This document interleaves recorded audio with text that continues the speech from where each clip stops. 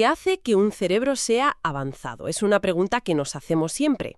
Pensamos en el tamaño, claro, Claro, es lo primero que se te viene a la cabeza. pero si pusiéramos sobre una mesa el cerebro de un cachalote, que pesa casi 9 kilos, junto al nuestro, de 1,5 kilos, ¿cuál ganaría en una competición de complejidad? ¿Y por qué? Intuitivamente todos apostaríamos por el nuestro. Sí, pero ¿cómo lo demostramos? Esa es la pregunta del millón, porque nos obliga a desmontar esa idea tan simple de que más grande siempre es mejor. La respuesta no está en la báscula, sino en la proporción y en la historia evolutiva que hay detrás.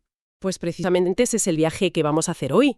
Tenemos aquí delante los materiales del tema 10 de Fundamentos de Psicobiología y nuestra misión es desentrañar cómo la selección natural ha ido esculpiendo sistemas nerviosos tan diferentes. Queremos entender qué fuerzas impulsaron el crecimiento de algunos cerebros, como el nuestro, y qué cambios, ya sea genéticos o de desarrollo, nos hicieron únicos. Exacto. Vamos a analizar cómo se comparan cerebros entre especies, qué empujó a la naturaleza a invertir en un órgano tan caro energéticamente y, por supuesto, nos detendremos en el caso particular de nuestro linaje, el humano. Será un recorrido por la estrategia, la fisiología, la genética y hasta la pura ingeniería del sistema nervioso. Empecemos por el principio. Los documentos hablan de la encefalización. A primera vista suena complejo, pero la idea básica es bastante simple, ¿no? Sí, es muy intuitiva. Es la tendencia evolutiva a concentrar el sistema nervioso en la cabeza. Piensa en un gusano plano, con una red nerviosa muy difusa. Ujú. Y lo comparas con un insecto o con nosotros, que tenemos un cerebro clarísimo en la parte anterior. Exacto. Y lo curioso es que, según los estudios genéticos, este plan corporal, con la cabeza delante, parece estar dirigido por un conjunto de genes muy, muy antiguos, los genes homeóticos. Que son compartidos por casi todos los animales con simetría bilateral. Eso es. Es como si la naturaleza tuviera una plantilla básica desde hace cientos de millones de años. Una plantilla que, sin embargo, ha dado lugar a una diversidad de resultados alucinante. Y aquí volvemos a la pregunta inicial. ¿Cómo comparamos de forma justa un cerebro de insecto con el de un delfín? Claro. No es solo el tamaño del cerebro, es que el tamaño del animal también importa. Un elefante necesita un cerebro grande solo para mover ese cuerpazo. Exacto. Ese fue el gran problema durante mucho tiempo. Un cerebro más grande en un cuerpo más grande no significa necesariamente más potencia de cálculo para tareas complejas. Gran parte de ese cerebro se va en tareas de mantenimiento, ¿no? Control motor, procesar la sensibilidad de una piel enorme. Justo. Y aquí es donde el trabajo del fisiólogo Harry Jerison en los años 70 fue revolucionario. ¿Qué propuso exactamente? Pues Jerison se dio cuenta de que había que crear una medida que tuviera en cuenta el tamaño del cuerpo. Desarrolló lo que llamó el cociente de encefalización, o C. Vale. La idea es brillante por su simplicidad. Él calculó una fórmula para predecir qué tamaño de cerebro debería tener un mamífero medio en función de su peso corporal. Ah, vale, una especie de estándar. El cerebro esperado para tu tamaño. Precisamente. La fórmula es C igual a P, PE.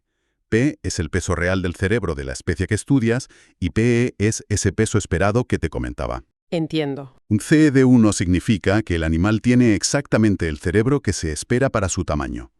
Ni más ni menos. Pero si el CE es mayor que 1, Ahí empieza lo interesante. ahí empieza lo interesante. Significa que hay un excedente de tejido neural. Un extra que no se dedica a funciones básicas, sino que está libre para otras cosas, como el pensamiento abstracto o la planificación. Justo. Es como la diferencia entre el presupuesto total de un país y su presupuesto para I+D. Un país enorme tendrá un presupuesto gigante, pero lo que te dice cuánto innova es el porcentaje que dedica a investigación. El CE es como ese presupuesto para I+D cerebral. Exacto. Y los ejemplos que aparecen en los textos lo dejan clarísimo. Volvamos al cachalote. Con su cerebro de 9 kilos, uno esperaría un CE por las nubes. Pues te llevas una sorpresa. Su C es de 0,58. ¿Cómo? Está por debajo de lo esperado para su gigantesco cuerpo. Mucho por debajo. La mayor parte de esa masa cerebral se dedica a controlar una mole de 40 toneladas y a procesar la información de su increíble sonar. Ya veo. En cambio, un ser humano tiene un CE de 7,61. Un delfín mular, que sabemos que es muy inteligente, tiene un 5,3. Esta cifra nos da una imagen mucho más fiel de la complejidad cognitiva que el peso bruto. Un momento, ¿me dices que un cachalote, con el cerebro más grande del planeta, es menos cerebral en proporción que nosotros o un delfín? Cuesta un poco creerlo. Es una objeción muy lógica. ¿No podría ser que su cerebro simplemente esté organizado de otra manera para un entorno acuático tan diferente? Y claro que su cerebro es una maravilla de la adaptación a su entorno.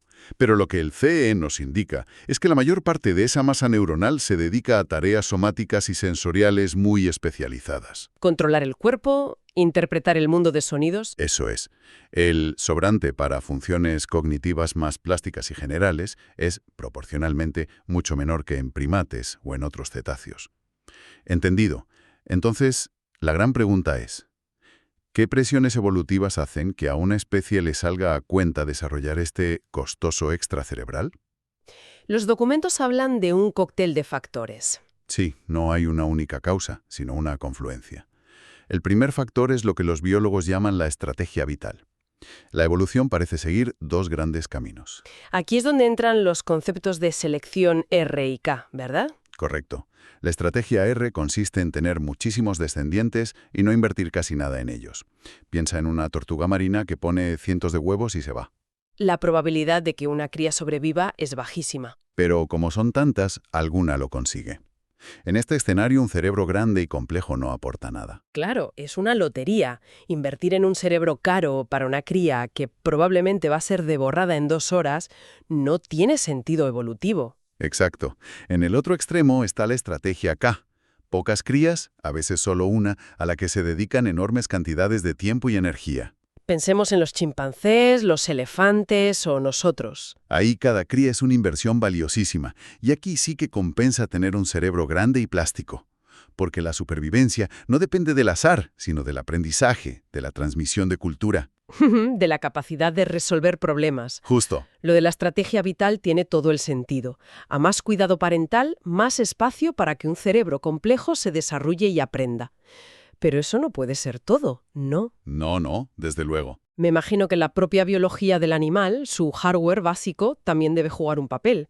Y uno de los factores fisiológicos más importantes, que se menciona claramente en las fuentes, fue una auténtica revolución: la termorregulación, la capacidad de mantener una temperatura corporal constante, ser homeotermo. Que desarrollaron aves y mamíferos, ¿sí? Nos permitió estar activos de noche, colonizar climas fríos, una ventaja competitiva brutal. Brutal, pero con un coste energético descomunal. ¿Descomunal? Un mamífero gasta muchísima más energía que un reptil del mismo tamaño solo para mantenerse caliente. Y este metabolismo tan acelerado supuso dos presiones selectivas para el cerebro. A ver. Primero, se necesitaba un termostato mucho más sofisticado para gestionar la energía, y ese es el hipotálamo. Y segundo, si gastas tanto, más te vale ser muy bueno encontrando comida. Lo que favoreció cerebros capaces de recordar, de planificar, de aprender. Eso es, y además ese coste energético se traslada a las crías. Claro. Muchas crías de mamíferos y aves nacen altriciales, es decir, totalmente dependientes, sin capacidad de regular su propia temperatura. Esto obliga a desarrollar cuidados parentales muy complejos, como construir nidos, incubar, amamantar, comportamientos que requieren un cerebro más avanzado. Efectivamente. Vale, tenemos la estrategia vital y la fisiología. Pero los documentos también apuntan a factores externos, ecológicos y sobre todo sociales. Así es, el nicho ecológico importa, y mucho. Para nuestros ancestros primates, la vida en los árboles, la arboricolidad, fue una escuela de alto rendimiento para el cerebro. Exigía una visión estereoscópica para calcular saltos, una coordinación motora finísima para moverse por las ramas. Exacto. Pero quizás el acelerador más potente de todos fue la vida en grupos sociales complejos.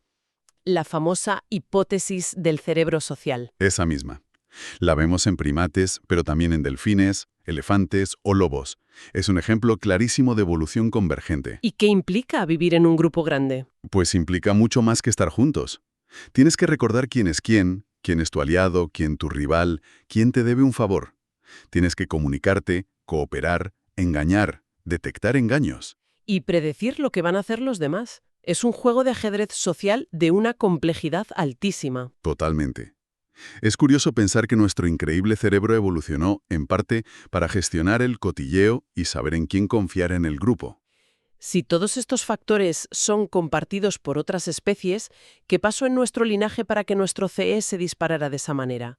¿Cuál es el ingrediente secreto humano? Uno de los fenómenos clave que destaca el texto es la neotenia.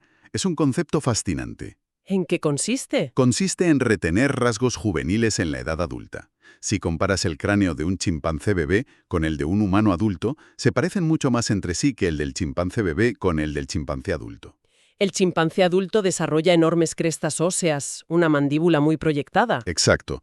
En cierto modo, los humanos somos primates que nunca terminan de crecer. Conservamos una cara y un cráneo más juveniles. ¿Y qué consecuencia tuvo eso para el cerebro? Una consecuencia fundamental. Al no cerrarse las suturas craneales tan pronto, nuestro cerebro tiene una ventana de crecimiento postnatal inmensa. Nacemos con un cerebro que es solo el 25% de su tamaño adulto, muy maduro y vulnerable. Sí, pero a cambio eso nos regala una infancia y una adolescencia larguísimas. Un periodo de aprendizaje brutal en el que el entorno y la cultura modelan físicamente nuestras conexiones neuronales. Somos el animal que más depende de aprenderlo todo. Y luego está la genética. Los textos aclaran algo que yo daba por hecho. La famosa similitud del 99% con los chimpancés. Eso ya no se sostiene. No, los análisis moleculares más recientes la sitúan más cerca del 95%. Y en ese 5% de diferencia, aunque parezca poco, hay genes reguladores que han tenido un impacto tremendo. Tremendo. Los documentos se centran en dos relacionados con el tamaño cerebral, MCPH y ASPM. Pero lo realmente alucinante no son los genes en sí, sino el análisis de cuándo empezaron a seleccionarse ciertas variantes o alelos de estos genes en la población humana. Vale, tenemos los genes, pero ¿podemos ponerle fecha a estos cambios? ¿Sabemos cuándo la selección natural empezó a favorecer estas variantes en los humanos? Ahí